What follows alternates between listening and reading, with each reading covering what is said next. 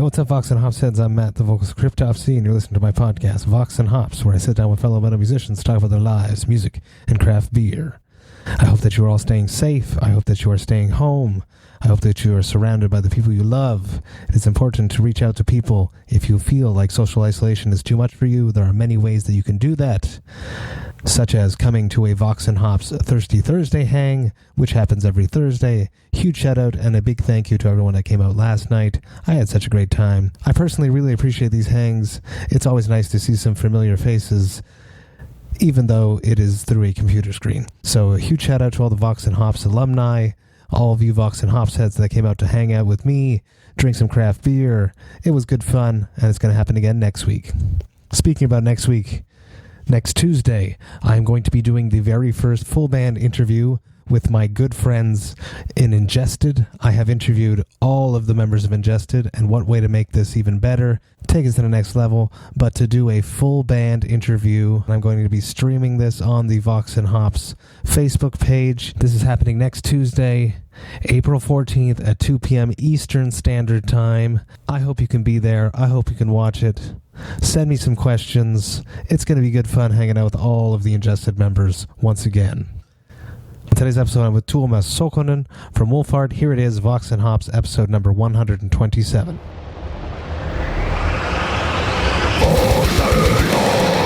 I warn you, what you are about to hear is very disturbing indeed. Hey, what's up, everyone? Today I'm with Tuomas Saukkonen from Wolfheart. I am super happy to be with you. It has been difficult to catch up due to multiple reasons, but we are together now, thanks to the internet. How are you? I asked you that as we started, and you said that is a very difficult question to answer now, so let's cover that. How are you handling the madness that is COVID-19? Personally, I'm doing well. I don't have any health issues. I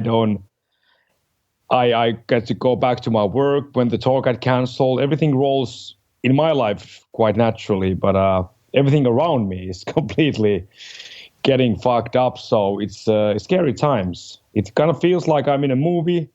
It's a very surreal movie. I just don't know who is directing.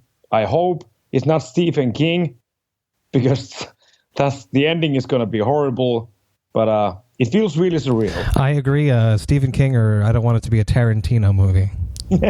Yeah. Hopefully it's a Disney, one of those new Disney Marvel movies where it starts off bad and then it gets better. Yeah. You were on Devastation on the Nation 2020. A slight blessing in disguise is that everything went south before you guys flew over. Leading up to Trump banning international flights coming in, what was the mindset of the band regarding COVID-19 before those days? I was monitoring the situation since basically the beginning when the Finnish news started covering the issue. So it already a few weeks before the tour got canceled, it started to look very unlikely for it to happen. So we had some time to start with the damage control. But of course, we hoped that it would happen. It's a very complicated thing after paying all the visas and the flights, and you have the backline booked, you print the merch, all of that included on the tour, and the tour getting canceled. So of course, we hope things would change. Completely new scenario. There's nothing in the close history that you could just look back and say, like, this is going to go like this, like it happened in the 80s, or... So nobody knew how it's going to go and what's going to happen in the next week. So we did hope it would happen, but we were pretty much prepared that it's gonna be canceled. So it wasn't a surprise at all. It was just made everything more clear. No more thinking, just focus on the damage control. Which you guys did something very smart. You have set up, you're planning to do a live stream performance. So talk me through that. How did that all come to fruition? Actually, our approach is a little bit different than I've seen from the other bands, because we are the only one so far who is not streaming the gig. Okay. We recorded the gig already last week, and I'm in the middle of editing the concert now. So it's basically we're going to provide like this. That used to be DVD. Now it's just going to be a download link for every fan who bought the ticket, and we're going to put some extra stuff like gear run down and question and answer, everything that we can just pile into the same package to make it as special as possible for the fans. Streaming, we did think about that option, but then YouTube and Netflix already announced that they're going to lower the quality of all of their stuff because there's going to be so many people online. So it would be a little bit complicated to guarantee the certain quality of the footage. Also, the few first streams that I saw, one issue for me would be the cutting.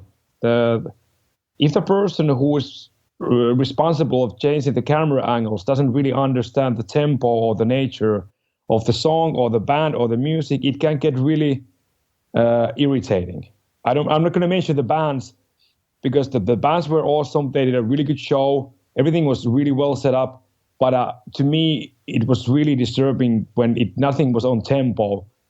And the camera angles were not that good. So this is a little bit more work for us because editing 1 hour gig with the almost 10 camera angles means about 60 to 80 hours for me to editing. But at least I know that the result is something that I can proudly give to the fans. Exactly. Especially if they're paying for it. Yeah, because it would be a horrible thing. You have the streaming set up, you do the gig, and then you start getting messages that somebody doesn't get the audio, somebody doesn't get the picture, or is blurry, or is cutting off, on and off. Everything you don't want to experience when you are looking at the gig. And already the whole setup is completely, I don't want to use the word horrible, because we still get to play and audience still get to see since this is the only option. But there's no energy. That's the whole thing, the energy between the band and the audience. So that was really weird when we did the shooting for the gig. Because you performed like you were performing for a crowd. Yeah. Okay, that must be very difficult. It's like going back to Pink Floyd, The Wall, but you're performing through this cyber wall. Yeah. It must be so difficult to break through to actually connect to the people, which is what you want to give them, but it's very challenging. Yeah, because it's completely new scenario. Of course, we played hundreds of gigs and we did hundreds of hours rehearsing. This is something we never done. Like such a simple thing as playing metal music became so new and complicated because you change a little bit of the environment. And I think if the venue would have been completely empty, it would have been a little bit easier to just use your imagination. But there was the sound guy, there was the light guy, there was the camera crew. So there was a handful of people. So that made it even more like a complicated thing. But I do know that this is the only way to make any kind of like a live experience happen. So we just play by the rules. But I really hope this is not going to be the new normal. It would be very difficult to... It would be, yeah. Because that energy from the crowd is half of the battle. Yeah. Vox&Hops, I see you're drinking something over there. I'm curious as to what you're at. Before this started, we hooked this up together. I got your contact through Daniel DeFonce. Huge shout out to Daniel DeFonce from Metal Festival Tours, Unique Leaders, and Continental Touring. I hit you up about organizing this interview. We went back and forth a bit, and then I got roped in with Natalie Camilo. Huge shout out to Natalie. Thank you for taking good care of all of your artists from Napalm Records. And then this morning she wrote me in a complete panic saying, "Oh my God, I normally do all of this, and I make sure that and see if it works. Tuomas is straight edge. How is this going to work on Vox&Hops?" And she was freaking out. But then she saw that you had a non-alcoholic beer, and you were cool with that. Yeah. So, huge shout out to Natalie. Thank you for taking care of your artists and taking care of setting up good interviews for me. Yeah, I get the email too because But I did see one of your early emails when we were setting up, you had the non-alcoholic thing. Yes, of course, yeah. Because I didn't thought it was an issue, but I got the same email. So he was genuinely worried, like if there's something bad is going to happen now. I don't want to be a bad influence. Yeah. So what are you drinking on your side? What non-alcoholic brew did you find? Actually, I couldn't find any beer because a lot of the stores are closed in Finland. We are like the shutdown level is just increasing almost daily. Well, one reason why we had to reschedule was the roadblocks that the first time ever since Second World War, they're actually having police and army checking every car, every train passenger who is trying to leave or enter the capital region of Finland, which of course makes, for the people who are able to work and move, makes life 10 times more difficult, because just getting to places, you need to have like 6 to 8 hours booked when you are traveling for 1 hour. Because wow, if there's 500 cars before you and the police is going to ask everybody, why are you driving? And you need to have a document showing you actually live in the region or you have a work there. It's not just verbal thing.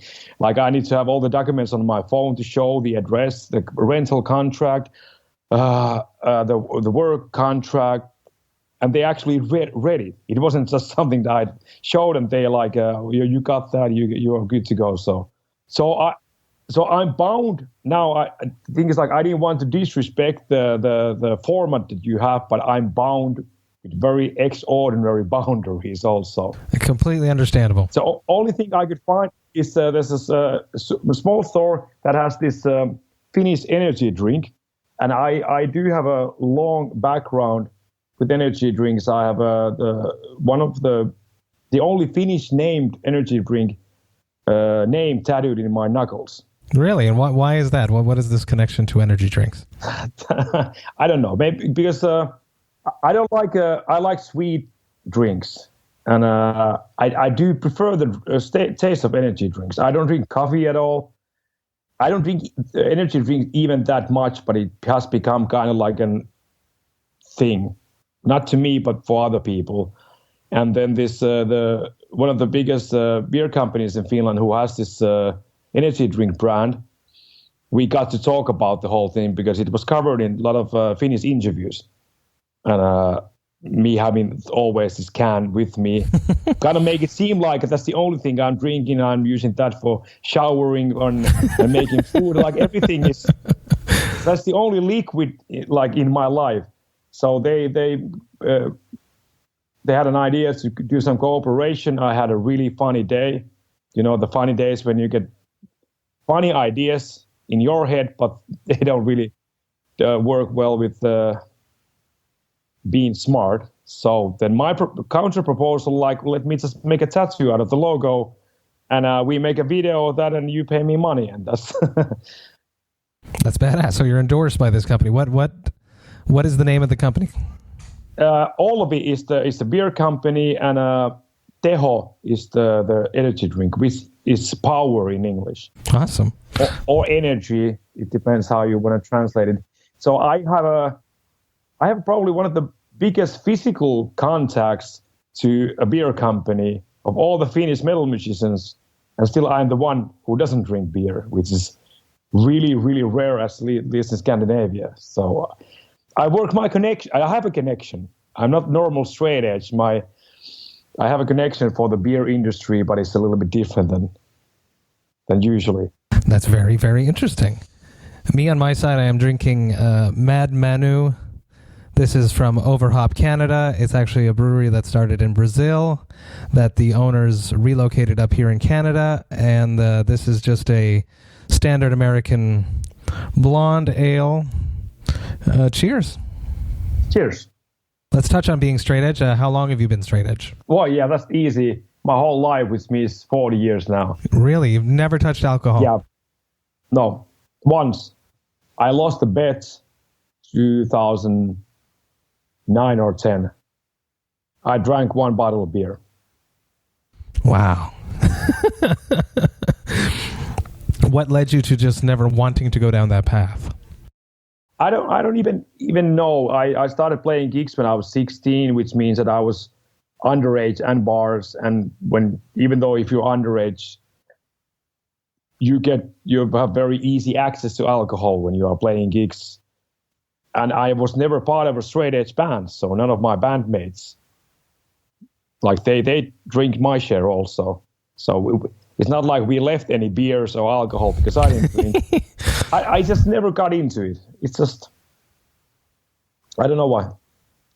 It was never a decision. There's no decision. I'm not being smarter or better or definitely not healthier. I think I'm gonna have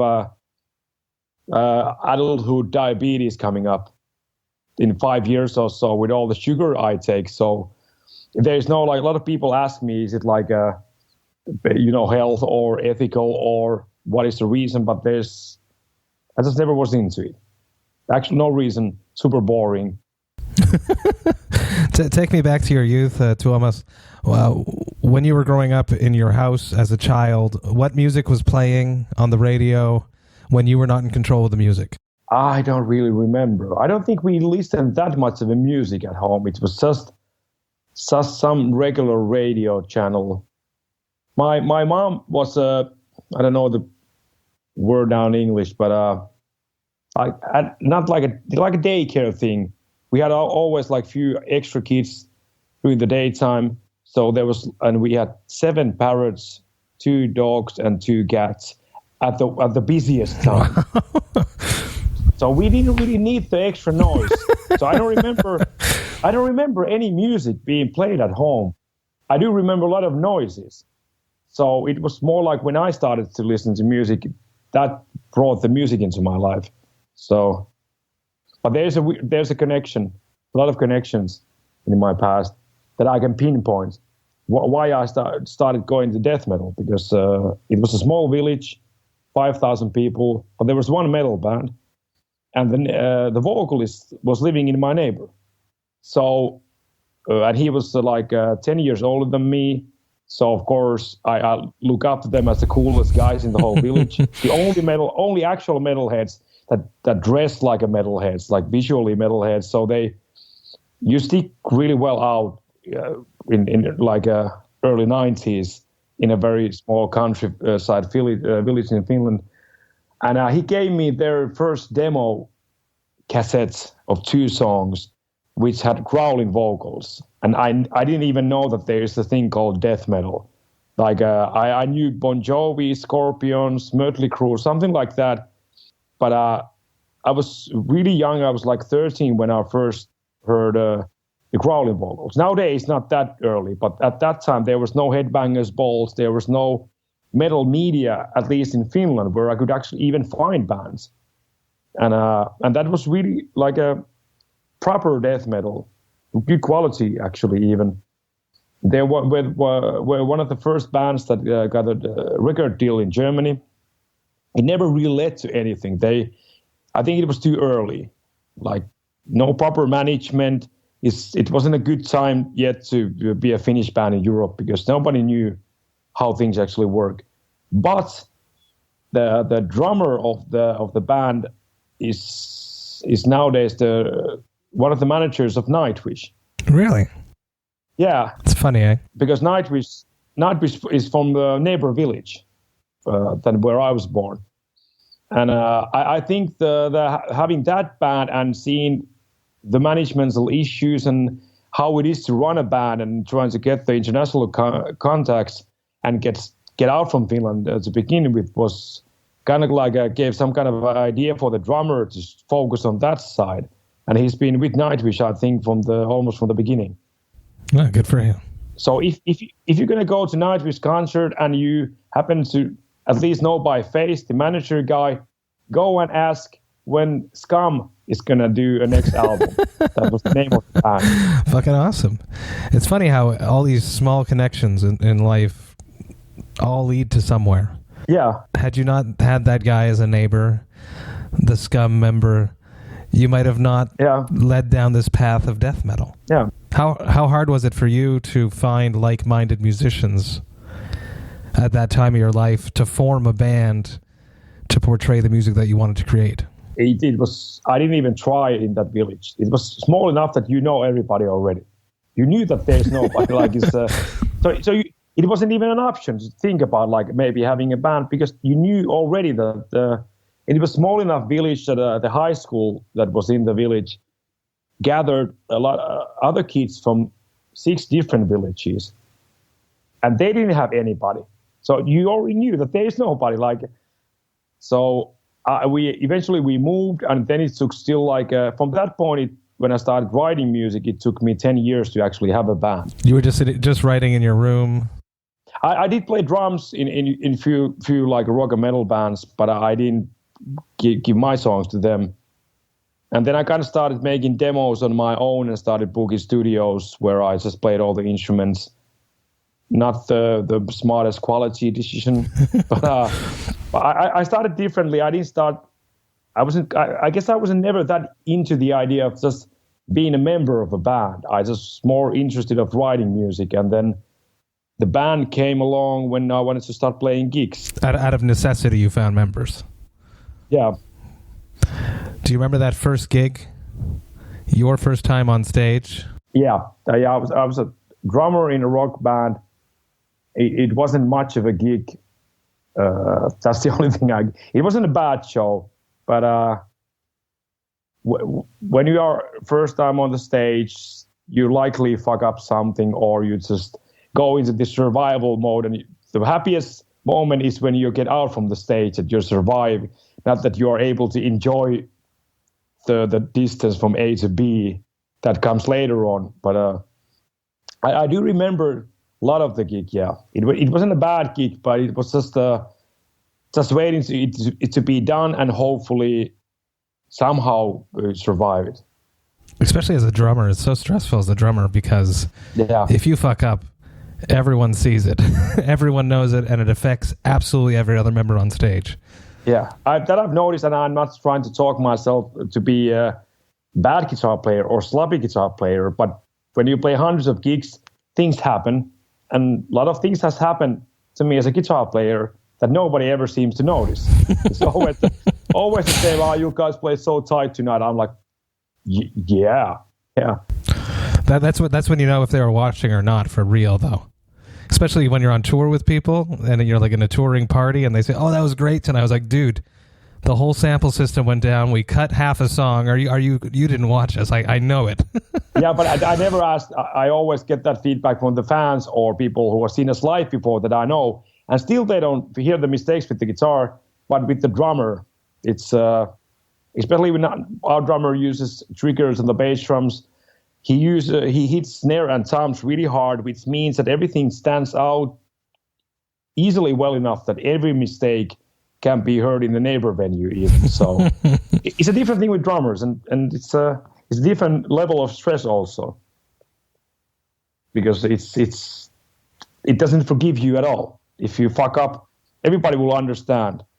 If you just fuck up with chords a little bit, it just blurs in there, or you can just convince people that you are more into jazz nowadays. But if the drummer fucks up, everybody has a sense of rhythm. Everything else is more like artistical choice. So it was your interpretation of that melody for that night. That's how you wanted to play it that way. You can always explain yourself with any melodic instrument. It's just, but with drums, it's either correct or incorrect. So I guess we're lucky then. Yeah.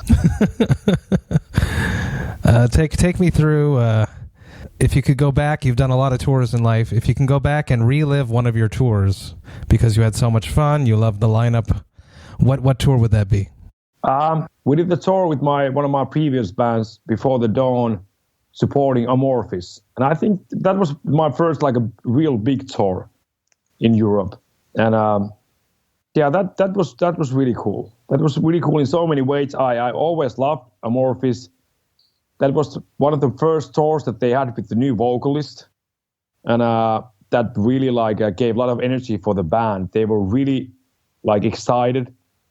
That makes bands another band a good company when they are excited. It's the whole touring party can get really gloomy if the headliner has issues inside, or they are just not into it what they're doing at the moment. That is a huge reflection to everybody.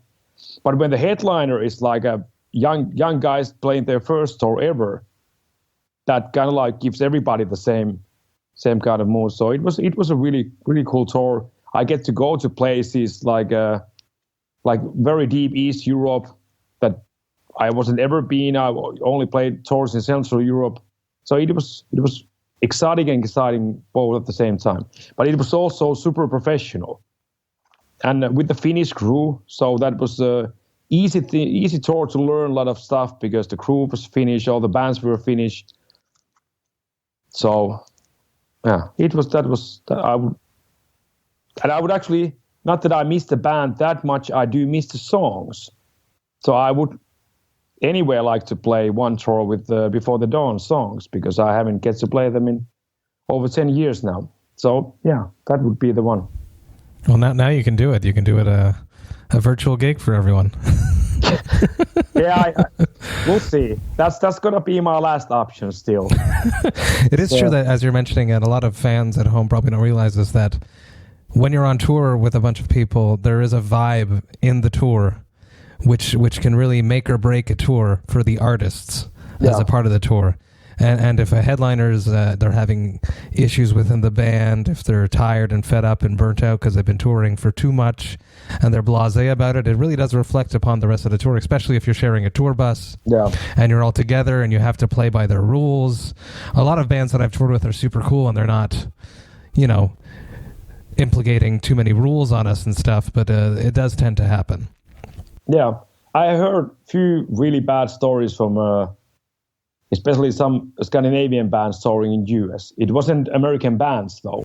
Really? Okay. But like really, really bad. Like bad enough that me, who never had any needs to use violence, I would be buying some baseball bats and barbed wire and would go completely full Walking Dead mental, because US tours are different because the costs are, the whole financial system is different with the visas and everything. Everything costs more money. So if you get fucked up in an American tour, that's going to be a lot worse than would be happening in Europe. So, but yeah, I'm being really lucky too. I never had a bad touring company, never had a bad headliner. Only one shitty tour manager, but he was just a tour manager. Again, the headliner on that tour was really cool. So, yeah, but it is a huge, and also if the crew is really shitty, because when you're an opener or the main support, you are more contact with the crew, especially around the actual gig, than the headliner. That's true. And if the chemistry with them is bad, because there's some crews, European ones that I know, that are more like rock stars than the bands itself. They take their status really seriously. And when they have a bad day, they don't have any filters because they don't really work for us. We don't pay their salary, even though if there's a buy-in involved, it comes from the headliner. So they can just pour all the crap to the support bands. So that's also another thing that I've been really lucky to have a really good crews. But I used to also work as a stage manager and festival producer for 15 years. So I get to know a lot of the crews from different bands. And I always knew, like, when there's a certain, I'm not going to mention names, but this certain metal band coming, I already knew there's going to be trouble because there's few guys in the crew who just, that's what they do. Just make things complicated rather than bring solution. And touring with those kind of crews would take a little bit of the fun out of the whole thing. Especially when you're living with them. Yeah, I could see that being, because they tend to act like bigger rock stars than the artists themselves. Yeah, I have a few crews that come to mind as well. Yeah. Let's not mention names. No, of course not. No. Let's touch on Wolves of Karelia, your new record. How excited are you about this? When does it come out? Let's do our due diligence and cover the new record for Napalm. It comes out next Friday. Nice. 10th of April. The excitement is still the same. When it comes to releasing music, it's always super cool to get the new music out and to write new music and whatever is connected with the creative process. This time it's a little bit different when it comes to the promotion and the business side, because we always schedule the tours and live events to support the release. Now there's none. A lot of stores are closing. It's going to be really difficult for people to just walk to the record store and buy the album. And a lot of the big labels are already postponing a lot of the release. Our release was already in motion. It would have been more damage than actually good to move the date. But for the musical side, super excited for the release. Like, I'm not too focus on the business side. Otherwise, numbers will be what the numbers will be. Like, I don't really give much of a thought. But now when the whole industry is in trouble, and there's this huge issue that is clearly doing some kind of a damage for our release when it comes to sales, which means money for the label, which means the budget for our next album. Like, there's so that kind of worries me a little bit. Like, because there's, again, this hasn't happened. Nobody knows how it will affect, how long it will go, and yeah. But then again, everybody's in the same boat, so I'm not. It's not like I think that this something unfair is happening. In the whole global scale, this is just one metal album. We will just write another one and tour when we can. But this release is actually a lot different, because a lot of things will probably damage the release this time. Well, I hope that everyone takes it into consideration, especially on the label side. Yeah, but you know how labels work. I'm not talking bad about our label now. It's just I used to have my own small label in Finland releasing metal bands also. So it's not like not any kind of criticism towards the labels, but they need to make money to be able to push money to help the bands. That's the only way they can work as a labels. They have to do business. They have to make money. That's the contrast between the artist and the label. The other one is doing the art, another one is turning it into a money. But it has to happen. Who's going to pay the budget? Who's going to make it able to make the videos? Who's going to press the CDs? Who's going to do the advertisement? Like, who's going to set the interviews like we are doing now? Like, that machinery needs the money. So it's not like there is the blunt financial business side that is vital part of the whole music thing. That's why it's called music business, I think. What the damage will be, that remains to be seen. But of course, labels need to focus on surviving also. So I do understand that they will make a lot of decisions based on the financial side. Is your number going to be red or green in the Excel file? That will determine a lot in the future for us also. Well, everyone listening at home, all you Wolfheart fans, all you Vox&Hops heads, just go out there, support the artists that you love, pick up Wolves of Karelia, support Wolfheart so that they're in the green, and support all the rest of the artists that you love so to make sure that they're in the green, because we need more music. Yeah, I'm sort of sad at this point. I'm imagining like albums getting pushed, because every Friday I wake up and I check my phone and I'm like, what's new, what's coming out today, because I need new music. I'm just like that. I'm imagining there's going to be a moment I'm going to wake up in the morning, there's going to be nothing new. Movies are getting delayed, TV shows productions are being pushed back. There's going to be nothing new on TV, nothing new in the movie sphere. The entertainment industry is going to be so fucking boring. I can't wait till all this shit is over, so we need to keep supporting the art that we love. Yeah.